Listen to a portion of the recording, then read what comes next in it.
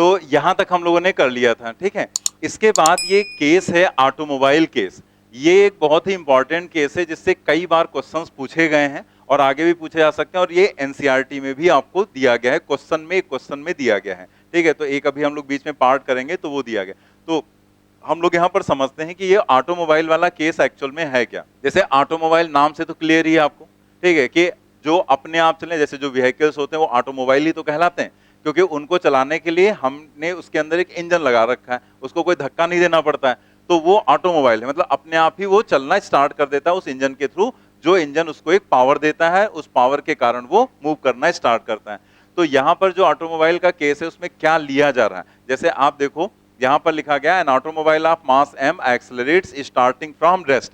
अब सबसे पहले आप ये समझ लो, जैसे यहां लिखा गया है स्टार्टिंग फ्रॉम रेस्ट, अगर किसी ऑटोमोबाइल का क्वेश्चन दिया गया आपको और उस क्वेश्चन में ये मेंशन नहीं है स्टार्टिंग फ्रॉम रेस्ट, तो भी उस क्वेश्चन को पढ़ के आप वहां पर उसके कॉन्सेप्ट को जो भी है वो आप अप्लाई कर सकते हैं और स्टार्टिंग वेलोसिटी आप 0 ले लेंगे, ठीक है। मतलब स्टार्टिंग फ्रॉम रेस्ट अगर मेंशन नहीं है और वो ऑटोमोबाइल का केस है तो आप वहां पर 0 ले लेंगे।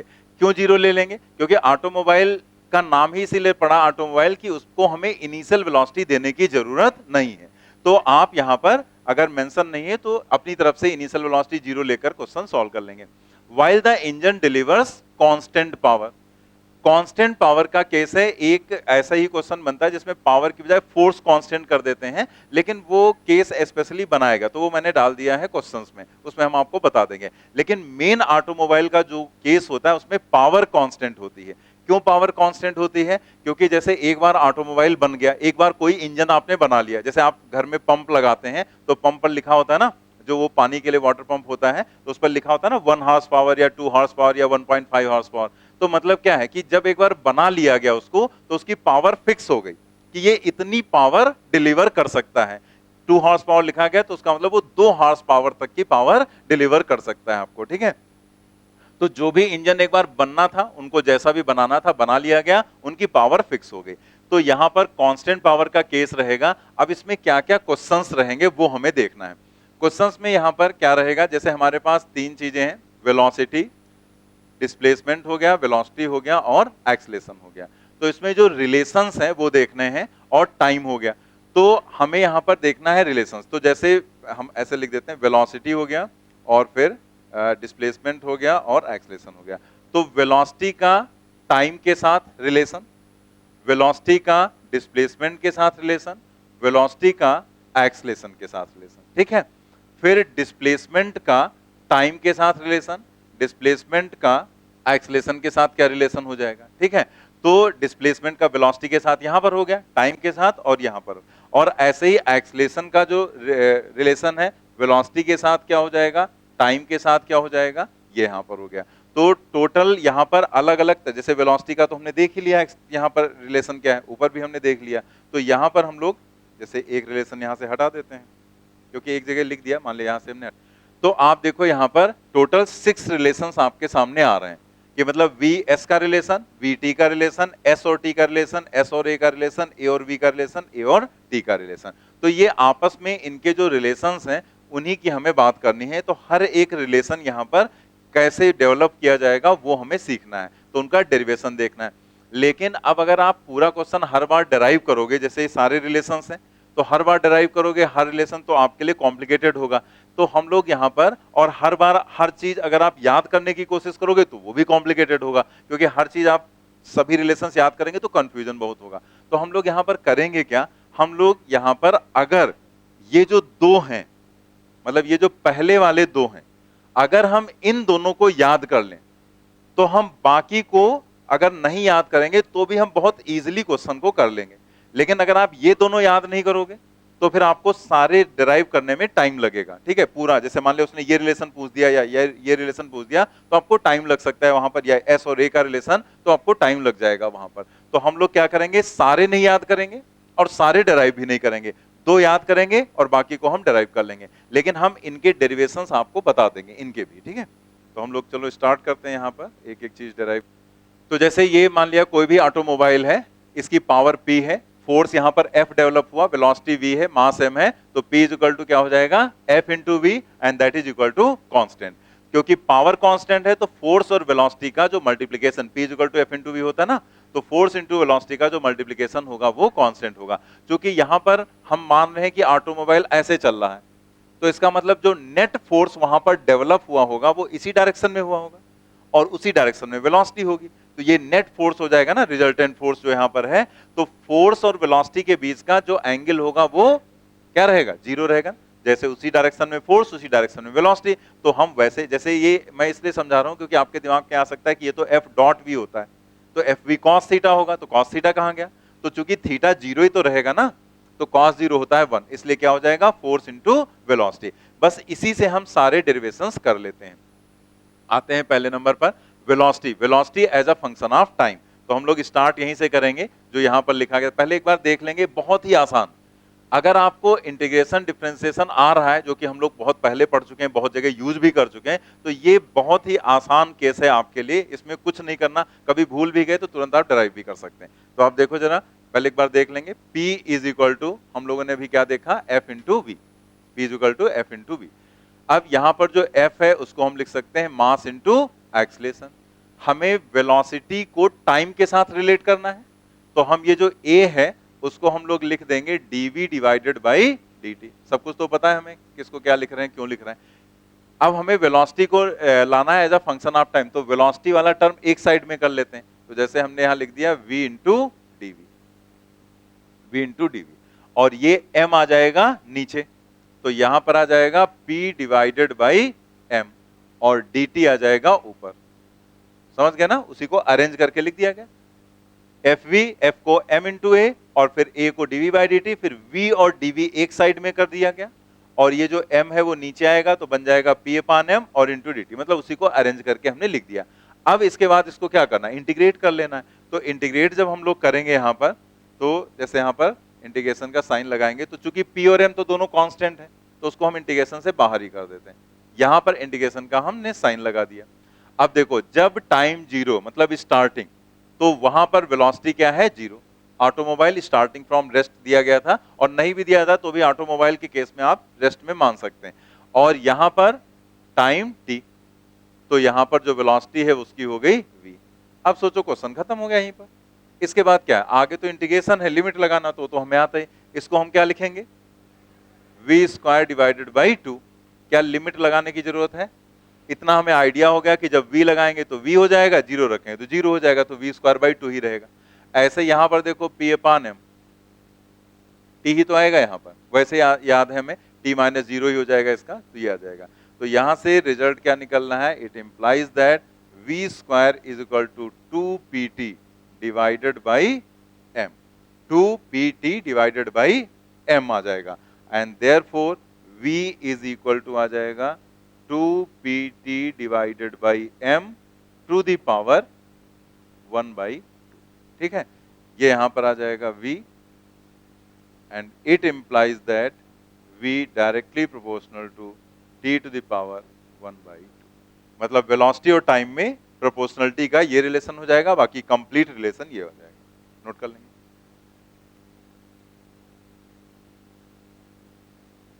AIPMT में पूछा गया था 2012 में,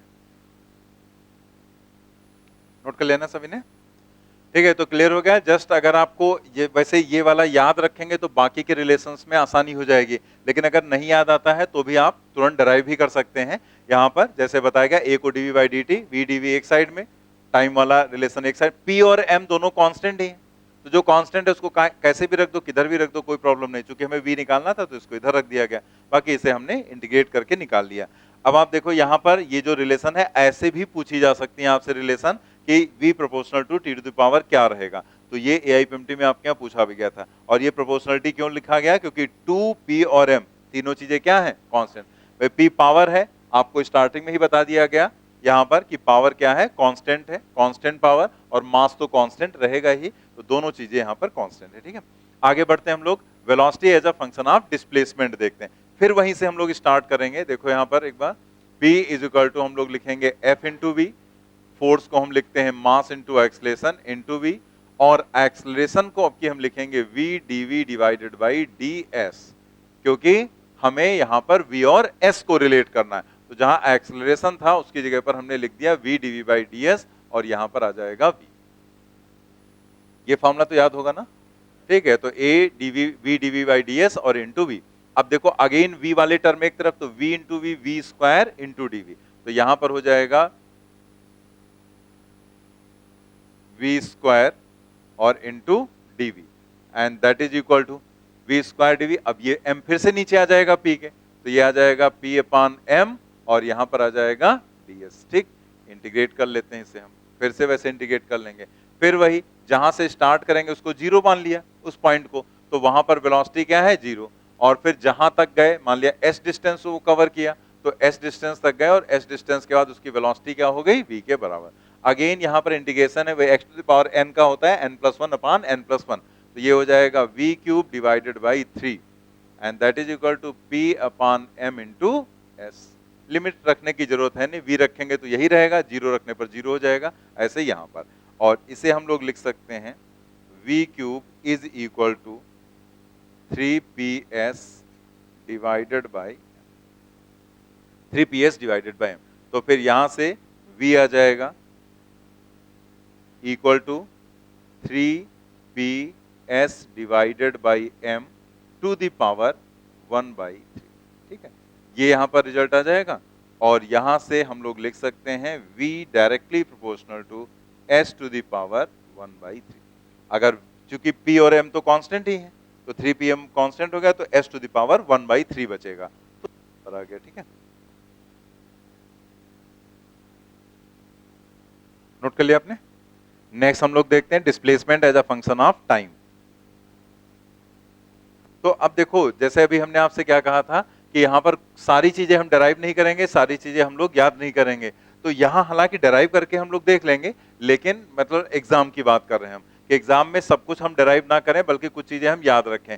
तो उसमें आपको यही दोनों याद रखने, मतलब एक ये फॉर्मूला आपको टिक कर लेना है कि ये हम रट लेंगे, याद कर लेंगे, और दूसरा आपको ये वाला फॉर्मूला याद कर लेना है।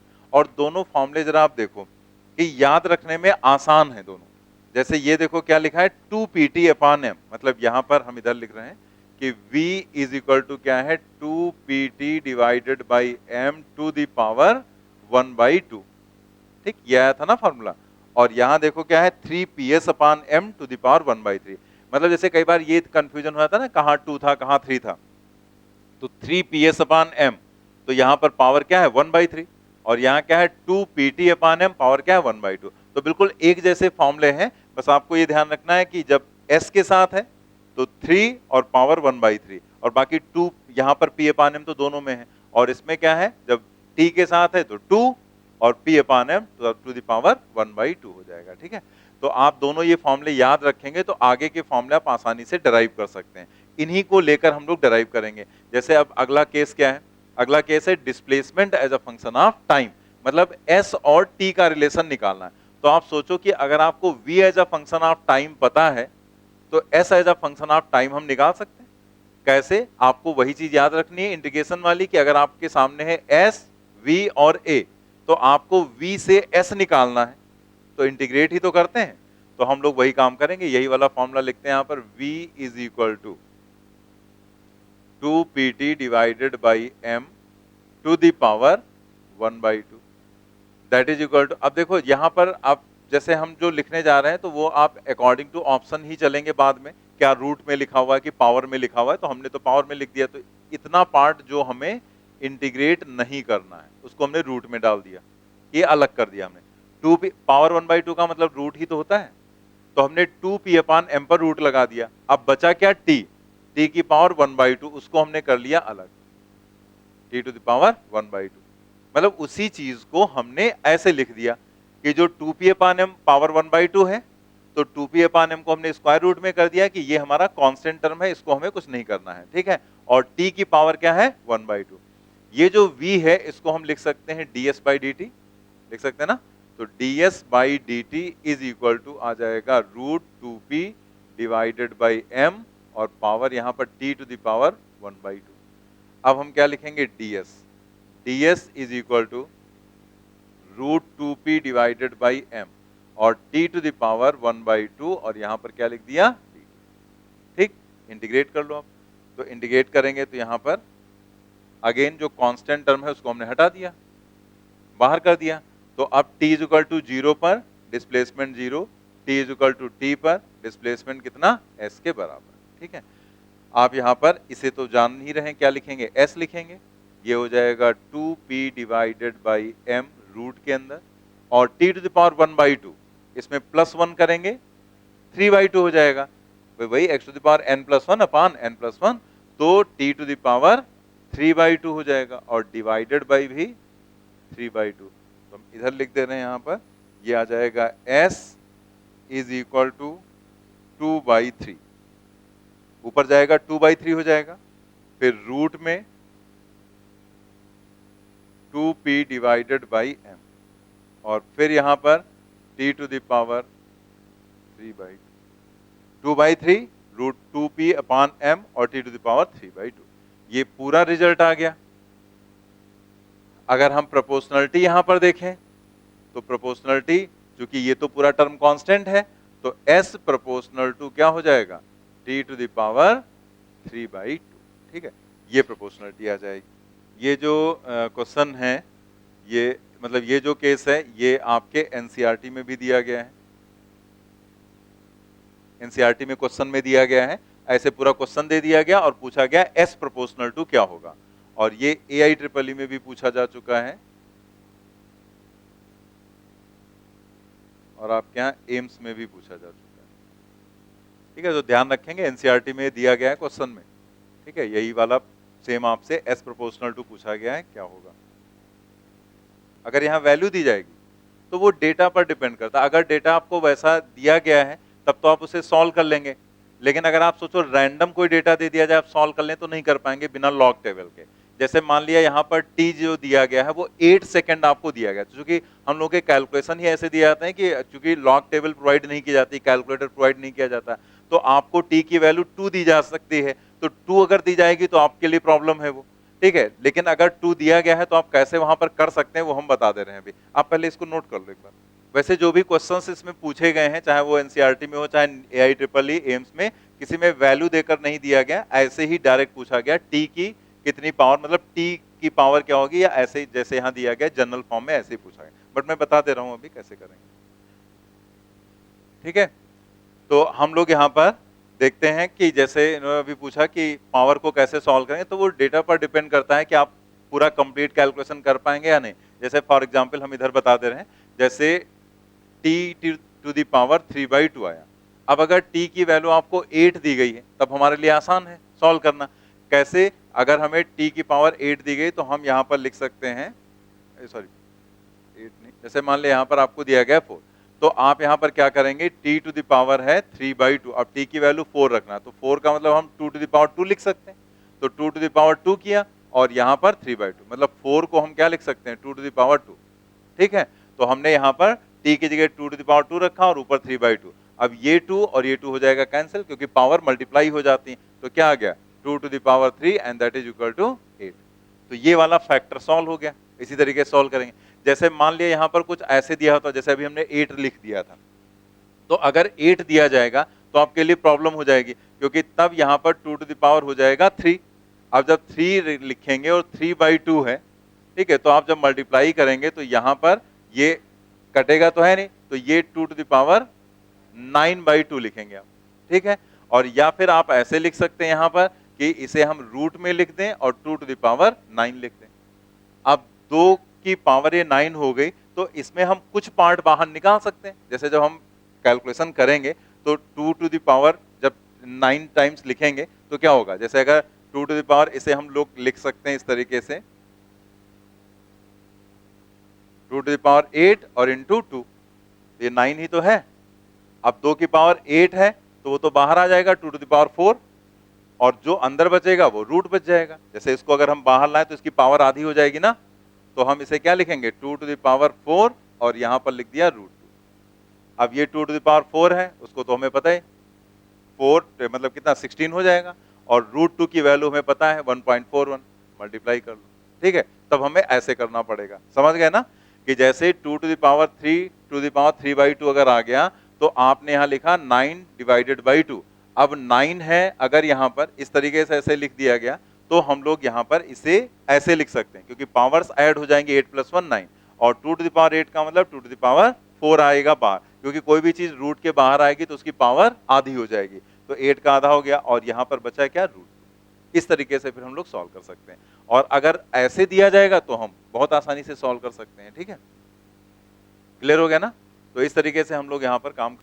बाकी अगर कोई रैंडम वैल्यू ऐसे दे दी गई, मान लिया टी की जगह 7 वो दे देगा, ठीक है, तो आप कैसे सॉल्व कर पाओगे? नहीं कर पाएंगे ना। जैसे टी टू द पावर यहाँ पर क्या है, 3/2, अब उसने कह दिया t = 7, तो 7 टू द पावर 3/2, अब इसे कहाँ सॉल्व कर पाएंगे? ठीक है, तो जैसा है वैसा आप लिखा रहने दो, या उसी तरह से आंसर ही दिया जाएगा। लेकिन अभी आपको जैसे हमने बताया ना कि क्वेश्चंस ऐसे दिए नहीं गए, इस मतलब क्वेश्चन तो आए हैं लेकिन इस तरह से डेटा देकर नहीं दिया गया। जब भी पूछा गया है इसका क्वेश्चन, बस प्रोपोर्शनलिटी ही आपसे पूछी गई, जिस तरीके से यहाँ पर आपको बताया गया है। ठीक है, अब देखो एक बात, अगर हमसे प्रोपोर्शनलिटी पूछी जाती है और हमें ये फार्मूला याद है, तो आप याद करो कैलकुलस में हमने आपको एक बार बताया था कि अगर प्रोपोर्शनलिटी आपको दी गई है और प्रोपोर्शनलिटी पूछी जा रही है, तो आप कांस्टेंट वाले टर्म लिखो ही ना, तो वो आपके लिए बहुत आसान हो जाता है। जैसे आप यहां देखो, मान लिया यहां पर आपसे ये क्वेश्चन पूछा जाता, ये क्वेश्चन पूछा जाता कि एस डायरेक्टली प्रोपोर्शनल टू किसके होगा, जैसे एनसीईआरटी में ये पूछा गया है क्वेश्चन, तो आपको AIRRR या एम्स में जब भी क्वेश्चन पूछा गया तो प्रोपोर्शनलिटी पूछी गई थी, तो हमें यहां पर पता है कि जो V है वो डायरेक्टली प्रोपोर्शनल टू क्या है, t टू द पावर 1/2 है ना। हमें चूंकि कांस्टेंट से मतलब ही नहीं, क्योंकि उसने प्रोपोर्शनलिटी पूछा है, तो हमें ये पता है, तो हम इसे क्या लिखेंगे, ds, और dt इधर ट्रांसफर कर दो, ds/dt लिखेंगे ना, dt इधर ट्रांसफर कर दो, t to the power 1/2 into dt, और फिर इसे आप इंटीग्रेट कर दो, यहां पर 0 तो यहां 0, यहां t तो यहां पर s, तो ये तो हो गया s proportional to t to the power 1/2, integrate करेंगे +1 करोगे, क्या आ जाएगा, t टू द पावर 3/2, बाकी अपान में 3/2 आएगा, लिखो ही ना, सीधे वही चीज तो आ गई ना। अब आप खुद ही देख लो यहां पर कि अगर प्रोपोर्शनलिटी दिया गया है, प्रोपोर्शनलिटी पूछा गया है, तो आप 3 स्टेप में आपने निकाल लिया, और अगर उसने पूरा पूछ दिया, ठीक है, तब फिर आपको ऐसे पूरा करना पड़ेगा। ठीक है, तो वो पॉइंट जो कैलकुलस में आपको समझाया गया था, वही पॉइंट हमने यहां पर आपको बताया कि वहां पर भी हमने पूरा भी कैलकुलेट करके आपको दिखाया था, और हमने डायरेक्ट प्रोपोर्शनलिटी जितना भी कांस्टेंट टर्म था उसको हटाकर भी क्वेश्चन हमने सॉल्व करके आपको दिखाया था। ठीक है, तो इस तरीके से यहां पर हो गया। ठीक, तो आप ध्यान रखना इस बात को कि अगर प्रोपोर्शनलिटी है तो कांस्टेंट मत लिखो, ये करो। लेकिन हमने दोनों तरह से इसलिए बता दिया क्योंकि जैसे इसी पर अभी आगे हम लोग करेंगे, तो एक क्वेश्चन आपके यहाँ पूछा गया था, जब मैं इसे सॉल्व कराता था तब भी मैं दोनों तरह से बता देता था, लेकिन हमेशा मैंने कहा कि आप पूरा भी याद रखो कि पूरा कैसे किया जाएगा अगर कहीं कंप्लीट पूछ दिया गया। AIPMT 2015 में उसने कंप्लीट पूछा, प्रोपोर्शनलिटी नहीं पूछी उसने पूरा फंक्शन ही उठाकर पूछ दिया कि क्या होगा, तो आपको पूरा ही सॉल्व करके निकालना पड़ेगा ना फिर। ठीक है ना, तो यहाँ पर हम लोग ध्यान रखेंगे, जैसे भी दिया जाएगा वैसे कर लेंगे। नेक्स्ट हम लोग आ जाते हैं एक्सलेशन, डिस्प्लेसमेंट हो गया ना, displacement as a function of time. तो पहला हम लोगों ने यहाँ पर क्या देखा था, velocity as a function of time, दूसरा velocity as a function of displacement, तीसरा हो गया displacement as a function of time. अब आते हैं हम लोग 4th नंबर पर, ये मतलब इसमें एक्सलेशन 3rd नंबर पर, acceleration as a function of velocity. तो हम लोगों ने भी पीछे क्या देखा था कि P = F इंटू क्या है, V, और F को हम लिख सकते हैं mass into acceleration into V, तो ये तो डायरेक्ट ही आ गया A और V, तो हम लोग यहां से लिख सकते हैं A = P divided by M into A = P divided by M into V। तो यहां से अगर आप देखो तो A इनवर्सली प्रोपोर्शनल टू आ रहा है V, क्योंकि P और M तो कांस्टेंट है, A inversely proportional to V आ जाएगा, नोट कर लेंगे।